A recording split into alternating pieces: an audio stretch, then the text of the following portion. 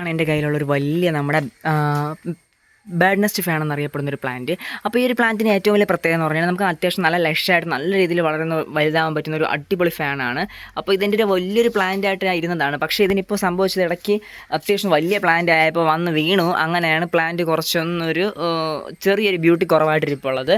എന്നാലും നല്ല രസമുണ്ട്. അപ്പോൾ ഇതിനെ നമുക്ക് എങ്ങനെ ഇതിനെ പ്രൊപ്പഗേഷൻ ചെയ്യാമെന്നാണ് ഇന്നത്തെ വീഡിയോ നമ്മൾ പറയാൻ വേണ്ടി പോകുന്നത്. പ്രൊപ്പഗേഷന് വേണ്ടി നമ്മൾ ഇതിൻ്റെ ബാക്കിൽ ഇതുപോലെ നിറച്ച് നമുക്ക് നല്ല രീതിയിലുള്ള ഇതിൻ്റെ കുഞ്ഞ് സ്പോർട്സ് ഉണ്ട്. ഈ സ്പോർട്സ് അത്യാവശ്യം നല്ല സ്പോർട്സ് ഇതൊക്കെ അത്യാവശ്യം നല്ല എല്ലാം പൊടിക്കുന്ന സ്പോർട്സാണ്. അപ്പോൾ ഈ സ്പോർട്സിനെ നമുക്ക് എങ്ങനെയാണ് നമ്മൾ ചെയ്യുന്നത് ഇന്നത്തെ വീഡിയോയിൽ നമ്മൾ പറയാൻ പോകുന്നത്. അത് വേറൊരു വീഡിയോ നമ്മളതിന് ചെയ്ത് കാണിച്ച് തരികയും കൂടെ ചെയ്യുന്നുണ്ട്. അപ്പോൾ ഈ കാണപ്പെടുന്ന ഇതിനെ നമ്മൾ മിസ് ചെയ്യരുത്. ഇത് നമുക്ക് ലക്ഷക്കണക്കിന് തൈകളാക്കി എടുക്കാൻ പറ്റും ഇതിനെ. ഓക്കെ, അപ്പോൾ അതിന് വേണ്ടി നമ്മളിതാ പോകും. നമ്മളിൽ ഇത് മാത്രമല്ല വേറെയും കണ്ട ബോസ്റ്റൺ ഫാനുണ്ട്, പിന്നെ റാബിറ്റ് ഫാനുണ്ട്, റാബിറ്റ് ഫാന്, പിന്നെ കുറേ വെറൈറ്റി ഫാൻസ് നമ്മളെ കയ്യിൽ കണ്ട ഇതൊരു ഫാനാണ്. ഇത് അവിടെ വേറെ ഫാൻ ഇരിപ്പുണ്ട്. കുറേ അത് പാരറ്റ് ഫാന്, കുറേ ഫാൻസ് ഉണ്ട്. അപ്പോൾ നമ്മൾ ജസ്റ്റ് മെത്തേഡ് പറഞ്ഞു തരാൻ വേണ്ടി ഇന്നത്തെ വീഡിയോ നമ്മൾ ചെയ്യുന്നുണ്ട്.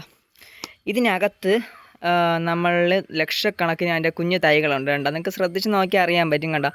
അതിൻ്റെ തൈകളാണ് അതിനകത്ത് മൊത്തം ഇരിപ്പുള്ളത്. ഇത് നമ്മൾ ചെയ്തിട്ടുള്ളതെന്ന് പറഞ്ഞാൽ നിങ്ങൾ മാക്സിമം ഇപ്പോൾ ഈ കാണപ്പെടുന്ന പോലത്തെ ഒരു കണ്ടെയ്നർ എടുക്കുക. നമ്മൾ ഇവിടെ വച്ച് ഇതിനെ അറുത്തിട്ടുണ്ട്. ഇവിടെ വെച്ചതിന് അറുത്തതിന് ശേഷം ഇതിൻ്റെ ഏറ്റവും അടിഭാഗം നമ്മളിതിനകത്ത് വേറെ ഒന്നും ആഡ് ചെയ്തില്ല. കൊക്കോ പിറ്റും കുറച്ച് ചരലും മാത്രമാണ് നമ്മളിതിൽ യൂസ് ചെയ്തിട്ടുള്ളത്. കൊക്കോ പിറ്റും ചരലും ഞാൻ യൂസ് ചെയ്തു. അതിൻ്റെ കൂടെ ഞാൻ ആഡ് ചെയ്തിട്ട് വേറെ ഒന്നും ആഡ് ചെയ്തിട്ടില്ല. എന്നിട്ട് ഞാൻ എന്ത് ചെയ്തു, ഇതിൽ മുകളിൽ മൊത്തം കൊണ്ട് നമ്മൾ ഇതിൻ്റെ ആ വിത്തുകളുണ്ടല്ലോ, അതിൽ നമ്മൾ കണ്ടതായിട്ടുള്ള ആ കുഞ്ഞ് സ്പോർട്സ് എല്ലാം കൊണ്ട് ഇതിലേക്ക് അങ്ങ് വിതറിയിട്ട് ഏകദേശം ഒരു 2 മാസം അടുപ്പിച്ച് കഴിഞ്ഞപ്പോൾ ഉണ്ടാകുന്ന ഒരു വ്യത്യാസമാണ്.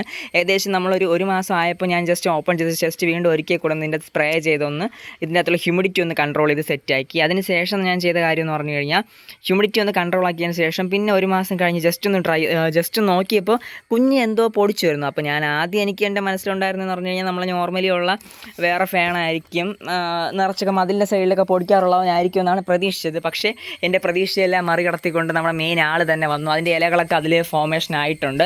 ഓക്കെ, അപ്പോൾ നിങ്ങളൊന്ന് ട്രൈ ചെയ്ത് നോക്കുക. ഇതുപോലുള്ള നമ്മുടെ ഈ നിറച്ച് വിത്തുകളെയൊന്നും നിങ്ങൾ കളയരുത്, നിറച്ച് തൈകളാക്കി മാറ്റിയെടുക്കുക. ഓക്കെ ഫ്രണ്ട്സ്, അപ്പോൾ ഇന്നത്തെ വീഡിയോ ഇഷ്ടമായെന്ന് കരുതുന്നു. ഇതുപോലെ മറ്റു വീഡിയോ നമുക്ക് വീണ്ടും കാണാം. This is Arun going to signing out. Bye by.